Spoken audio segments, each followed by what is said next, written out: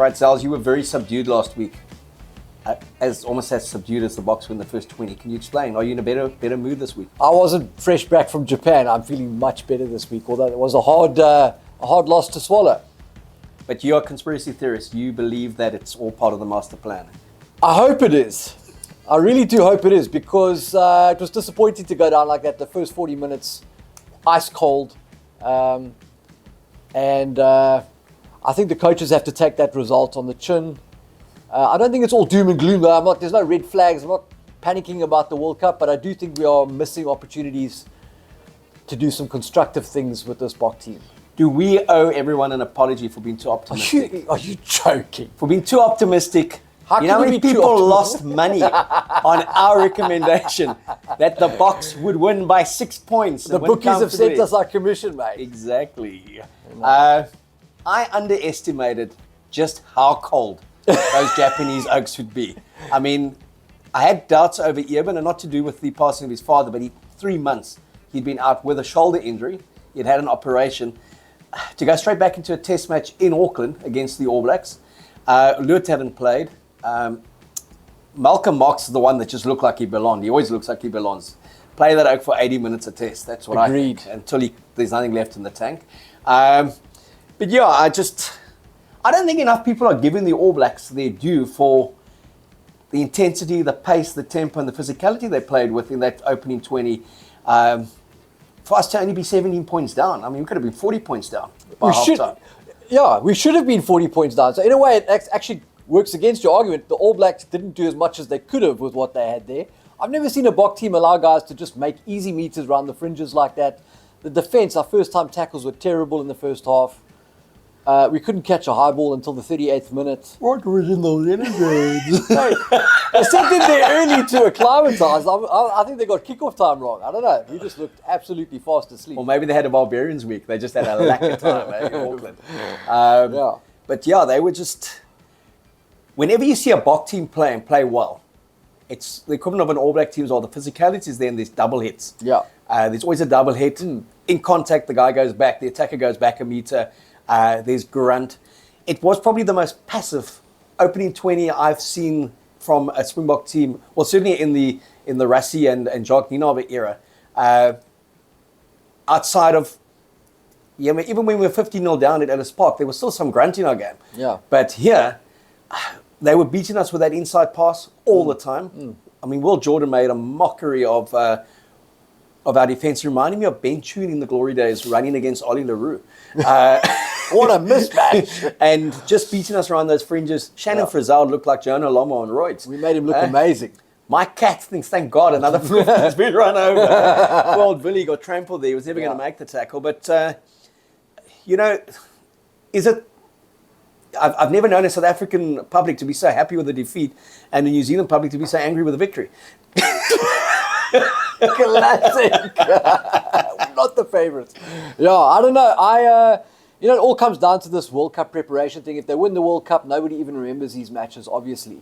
And I feel like I'm beating the old drum here, but this time that we have leading up to the World Cup, it could have been used for lots of things, and mucking about with what we're doing at the moment, what we did on the end of your tour last year, what we did against Wales in that opener, just seems like an unnecessary waste of opportunity to me. And so I'm not worried about the World Cup. I think the Boks will switch on and they can do their thing at the World Cup and they're great. What concerns me is what happens when we have injuries. And like we've spoken about, Kwagga Smith is a guy that adds great value off the bench as an impact player when the pack is rolling downhill. They've done all the damage in the first half. But when you put a guy like that on the bench as your backup to Siya Kolisi, and Kolisi gets injured, then he becomes your starter. And then having a guy who's 99 kilograms or whatever he is as your starting open side in a test match against the All Blacks at Eden Park comes back to bite you. And that's my concern, is we haven't established a 10 behind Andre Pollard. We're not really sure what we're going to do if Siya doesn't start. Is Kwagga the open side for the World Cup if Siya doesn't make it? And for me, those are questions that we could easily have answered over the last 4 years. Yeah. You know what I mean? Well, maybe they didn't want to answer them before the World Cup, knowing that they're potentially going to play the All Blacks in the quarterfinal. If not, they would play them in a final. They would have to potentially play them to win the thing. But I thought the All Blacks showed a bit of a hand in the way they unlocked our defence, and then also their kicking game with I thought was outstanding with Richie Mohanga, Geordie Barrett at 12, and obviously at 15, Bowden Barrett. And again, we were poor under the high ball, but it's hell of a hard to defend when they've got 3 kicking options. I've been particularly impressed with the way they've used Geordie Barrett at 12 and the kicks that he makes at 12 as well. So not taking anything away from the night that Villy and the 2 winners had at the back, and even Damien on a couple of occasions. No one seemed to be able to catch that ball. It reminded me of the All Blacks back 3 at Nelspruit a year ago. But again, credit to the All Blacks for the way they kicked and the way they chased. And I really think Will Jordan is a special player. Jeez. And I prefer Mark Tellier on the other wing. He's physical, he's strong. And if I look at their team, that's pretty much close to the best 15 that they'll put out at the World Cup. Whereas if I look at our team, and we chatted on WhatsApp with Rassie afterwards, and he said the coaches must take blame for selections, maybe their approach. But I think what it did answer was the loose forward trio that played against Australia. And I know a very different animal, Australia to New Zealand. But with Dwayne at 8, Van Staden and Peter Steff had so much more balance to it. And I think you may see them going back to that kind of a loose trio. And if not Marco van Staden, then Dion Fourie to get a start with a specialist fetcher. Because again, you go back to 2009 when we were dominating 3 tests against the All Blacks. 100% was outstanding on the ground. When we have played a Dion Fourie, we've got some kind of reward from it as well. Spot on. And Marco van Staden probably had his best test against Australia. So having a fetcher specialist, which is not what South Africans like to do, because we like to have 3 tall loose forwards, 4 line-out options, 4 kick receive options.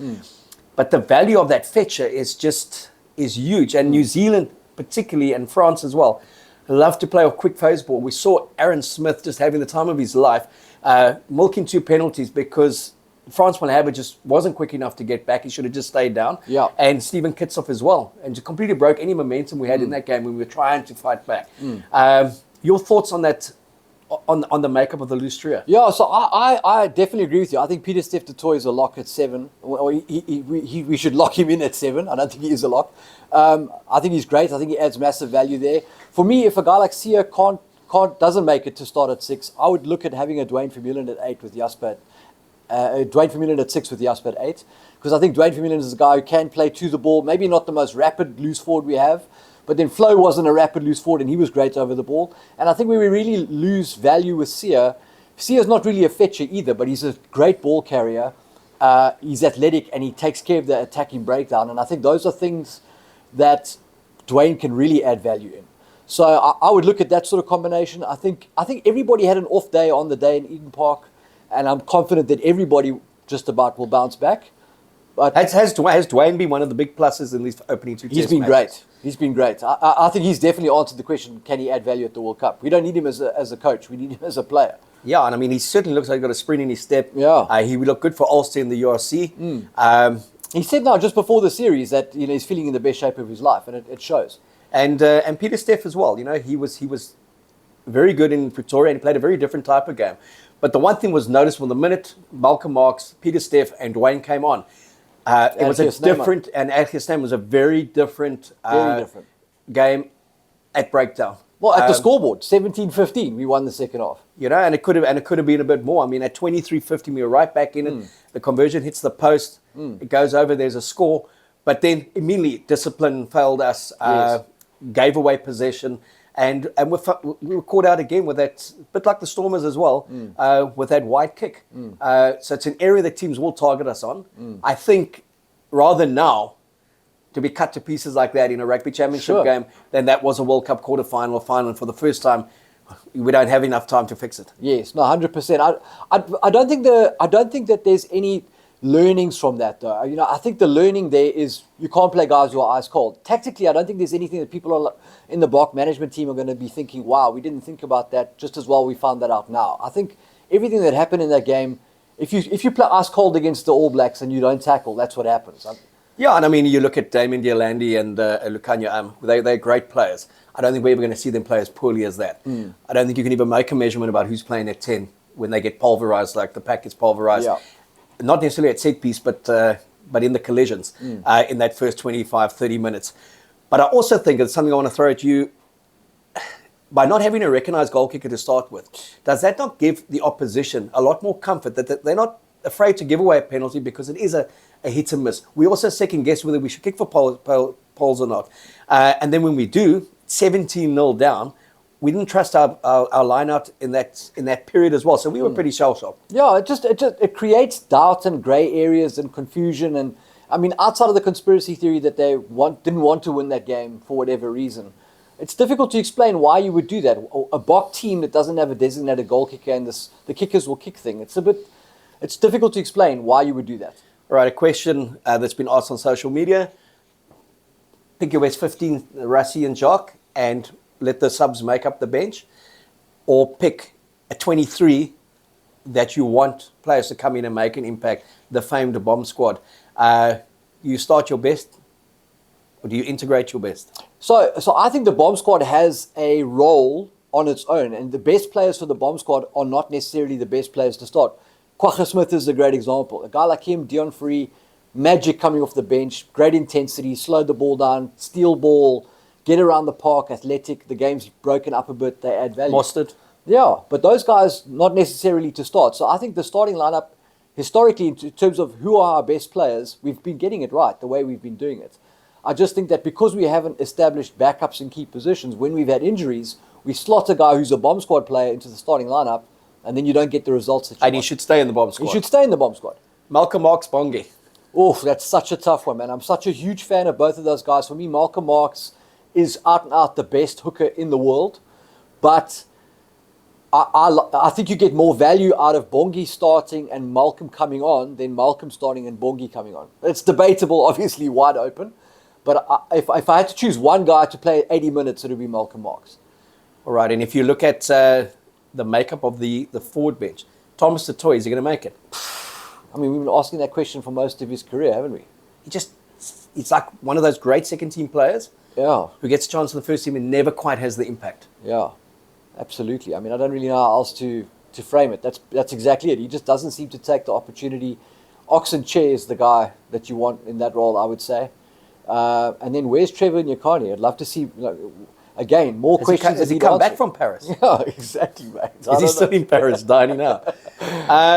Curtly Orenson, has he done enough to kick that door down and say, you have absolutely. to pick me? He has. If you look at him in isolation, I believe he has done enough to start. A side note, massive credit to Cheslin Colby that he almost came out of that game with 2 tries. Had very little ball and almost scored 2 tries. Incredible.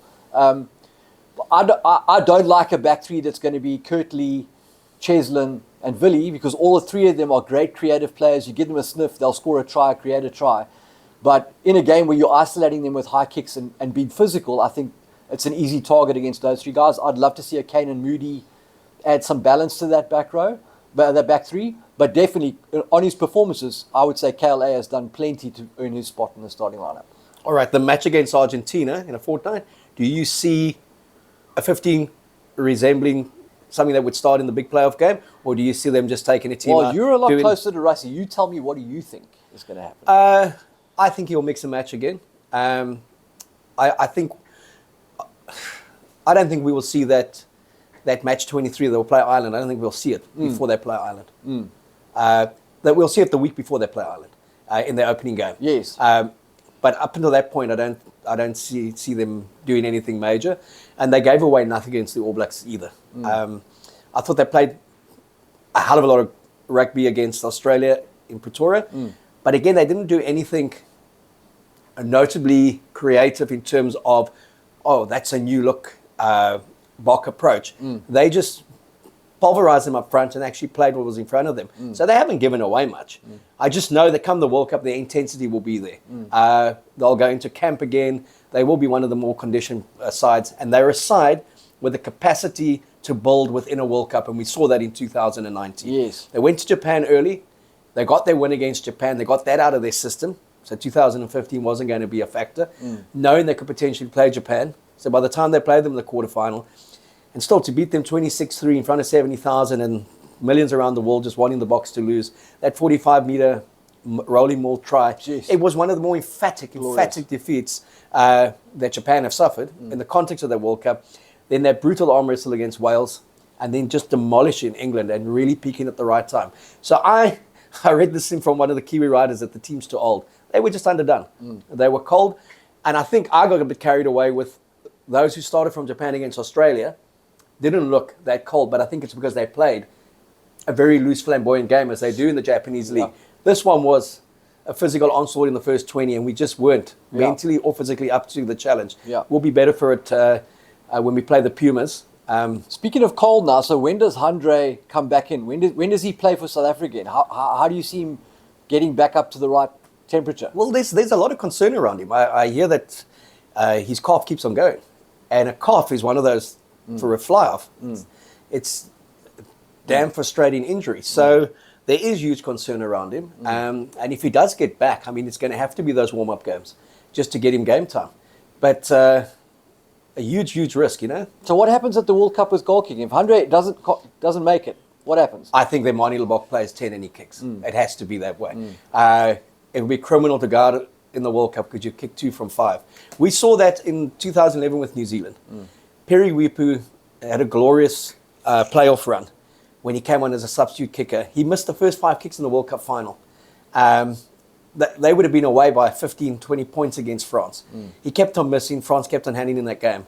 And it took that Stephen Donald penalty, 8-0, and then France scored fortuitously 8-7, and then it was a very different game. So I think come World Cup time, definitely Lebok, if he stays fit, he will be the 10 option.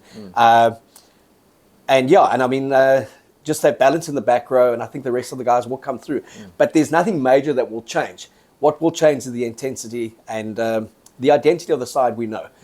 Disappointed that they got beaten. I really felt there was a chance to get a famous win in New Zealand. But the reality is 57 matches in Auckland, dating back to 1994. I was in the press box that day when Stephen Bishop failed to find touch and the French scored from the other end of the world. It was just a fantastic try to win the test and win the series 2-0.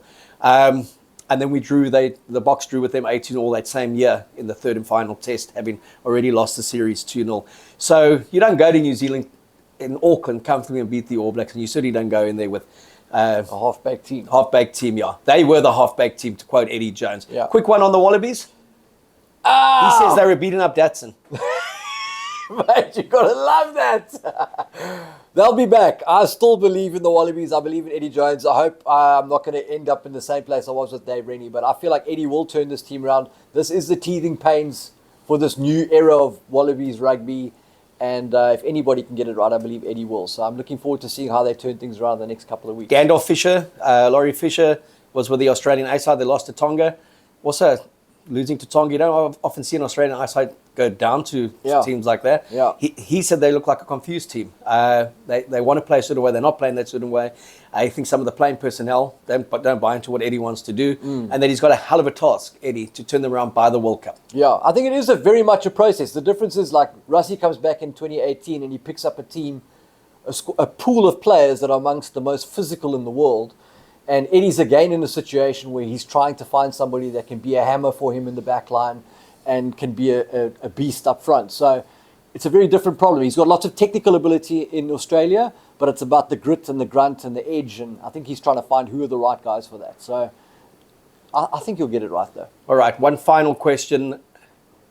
Ellis Park, the All Blacks, 15-0 up, came back brilliantly, won well, 17-0 up at Mount Smart. We came back into the game. They finished strongly again. Are we still the better team or are they the better team? If we meet them at the World Cup, we're going to win. We are the better team, for sure. All right. Yeah. I like that, Zels. For sure. No, that'll happen. I like that. Yeah. I love your enthusiasm, your optimism. One thing I love about South Africans is it's like we never lose. But we do lose 37% of the time. Our historic win record is 63%. Not that anyone would tell you. Doesn't matter what happens. The next week we'll say Boks by 10. But we'll talk about Boks and Pumas next week. Baby Boks, terrible. We knew they were weren't going to win it. France, head and shoulders above everyone else. 50 points to 14 in that final. They were fantastic. It's glory days for French rugby at the moment. They're winning everything in Europe, winning under 20s, winning the Six Nations. But the big key is, will they be able to handle the pressure of hosting a World Cup? Lots to talk about in the next few months, Rugger. Don't despair with the Boks. We'll be back. We'll be back next weekend at the old Ellis Park. What's it called now? Emirates Airline. Something like that, Emirates Airline. And we'll be back to our winning ways, but we'll chat about that next week. Thanks, all.